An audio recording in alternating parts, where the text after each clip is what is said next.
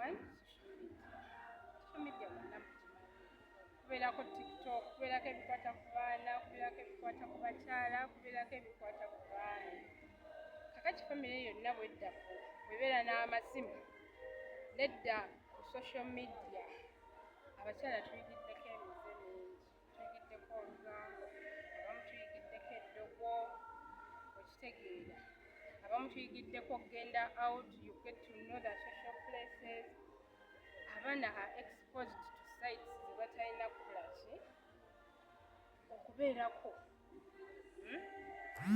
It all leads to violence. Omwana is exposed to sexual activity at a young age. N'abakyala we are exposed ku bintu bye tutamanyi. Omusawo gundi yeeranga n'ogamba busanga kangezeeko ndabe.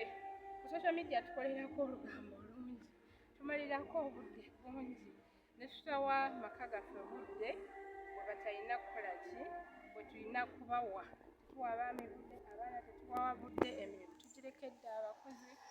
Tubulaba abaami baffe oluusi bawaba n'agenda okusikinga attention elsewhere. Tukitegeera kubanga ffe abakyala be baawasa ne bateeka mu maka tetukyakola ki, tetukyabawa budde.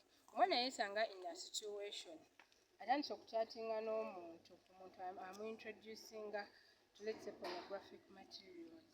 Naye olw'okuba mama yo are too busy, bw'okomawo oli ku buzannyo, oli ku TikTok, okebera messages ezabaddewo mu lunaku, omwana tumuwa budde. So the child has no one to talk to. Talina muntu gw'asobola kwogera naye.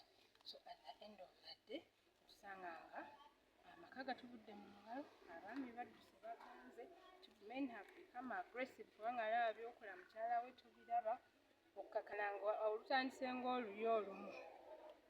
Luzze mu bikonde, luzze mu kkubira ddala, luzze mu kusiba bintu kukola ki, genda. Abaana badda, batandika okupracticinga homosexuality, they start to do drugs. Kitegeera children become violent at home because social media. Because abakyala tusuddewo emirimu gyaffe, obuvunaanyizibwa. Abakyala tetukyalina budde busaba kubanga bw'otuuka ewaka n'otandika okusoma messages w'omalira ozisoma ng'okwoyo oyagala kwebaka, olowooza bw'onoosala jjama ow'enkya. There is no time for family prayer. Ekisinza otuleetera obutabanguko mu maka. Because the big deal domestic violence. Kyensookeddeko is prayer. Let's pray. Let's be prayerful as women. Abakyala tube, tuweeyo family zaffe, tuweeyo abaami baffe, tuweeyo abaana baffe, tuweeyo emikwano, abasajja people our husbands work with, n'emikwano gyaffe tukikole ki, tugiweeyo. But most importantly, let's be the mothers, let's be the women in the home. Obuvunaanyizibwa bwaffe tuleme bulekera aba health. Mulimu abakyala nga tebakyakyalira baana ku ssomero, tatwala mwana we ku ssomero. Ng'omwana ne bw'ateekamu kondomu n'agenda naye ku ssomero bajja mukubira nti naye omwana mukesi nga twasanzeemu kondomu nga tumucekinga. Because you the mother, you're not in your child's life. Abakyala tuddeyo tubeere mu life y'abaana baffe, mu life y'amaami baffe.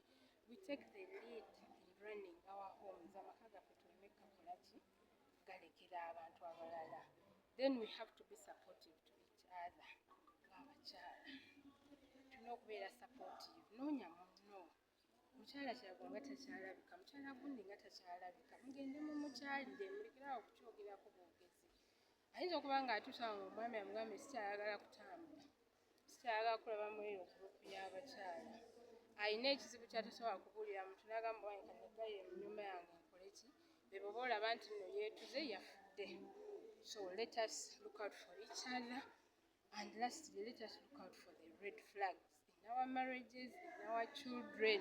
Naddala mu baana, omwami we bw'aba yali adda ssaawa 2 n'atandika okudda 4 ez'ekiro 6, omukyala atandika okwebuuza what is happening to my husband. Tandika okwenoonya, start with yourself. Lwaki omwami wange atandise okudda? Is there something I'm doing I was not doing that time? Or is there something I am not doing? Ono omwana wange yali akola bulungi, lwaki atandise okukola bubi? Go to the teachers, find out. Tuula n'omwana wo, mutwale out.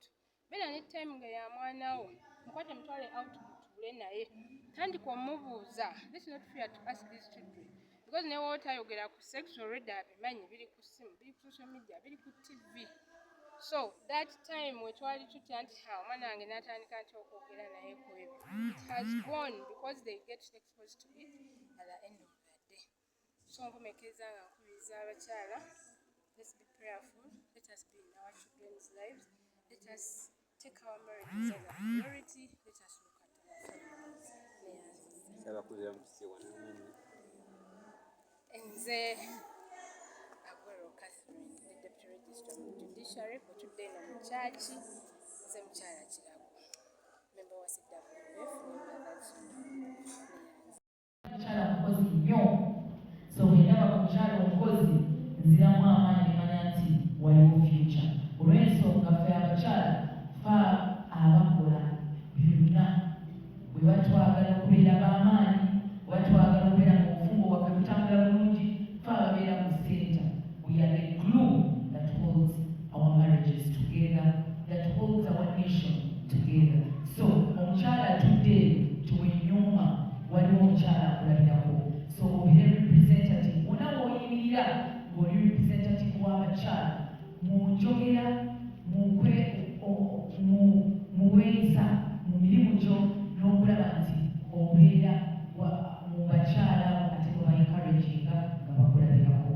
So olunaku luno nze mbasaba ng'abakyala okuweereza abakyala balala. Boogedde bulidde abakyala, walimu ababeera n'enkwi, walimu ababeera nga balina jerase, ebyo byonna tebisobola kutambula bulungi bw'oba nga totadde wa Katonda wakati wo. Ebyo byonna bijwawo olwokuba ffe tuwulira mu kigambo nti okubeera omukyala ow'amaanyi olina okubeera mu encouraging abakyala balala. Ng'ebintu ebyo byonna tebiriiwo ng'omukyala okulaba nti otambuza emirimu gyo. So basaba abakyala bali wano, especially abakyala bakuleta mukono, nabyemu abakyala beebuyikwe, nsuubira nti ffe ng'abakyala tubeere ekyokulabirako, tutambulire mu Katonda ate tuweereze n'omutima gumu, ate n'abaana baffe tubateeke eri Katonda. Mulaba embeera nga bwetambula, mulaba abaana baffe embeera bagamba .com era, but waliwo ebintu bye tulaba nga tebirina kulinnya mu baana baffe. But bwe tusaba ng'abakyala tewali kirema, bwe tusaba ng'abakyala ebintu byonna mu maka gaffe n'abaana baffe nga tubayimusa eri Katonda byonna bitambula bulungi. Mwebale nnyo March okulaba nti baatuwayo olunaku lwaffe olwo ng'abakyala ku bintu bye tukola. Tulina abakyala bali mu empowerment, tulina abakyala bali mu business, tulina abakyala bali mu kuweereza. Okulaba nti omukolo ogwo tuvaayo ng'abakyala ne tudda wamu, ne tuteeka ebirowoozo wamu, ate ne twebaza Katonda ekikola eky'abakyala. Sijja kubeera omugezi wa lunaku, but nze ng'abakyala mbasaba okwongera okumanya Katonda, kyekisookera ddala. Ekyokubiri n'okukola n'amaanyi, okubeera omukyala ow'enkizo, tokoma kusaba okukoma ne kukola, obeere ekyokulabirako eri abakyala abalala. Omanye ebiseera ebingi tulaba abakyala nga b'amaanyi, nga byonna package yonna bagirina, nga mukyala musabi, ewaka akuumayo obulungi, n'omukukola akuumayo obulungi, alaba nti obeera omukyala ow'enkizo nti abantu basobola okukulabirako ate ne bakuyigirako. Ffe tulina abakyala ffenna bwe tutudde wano, tulina abakyala be tulabirako, tulina ba role models be tulabirako nga twagala okubeera omukyala oyo.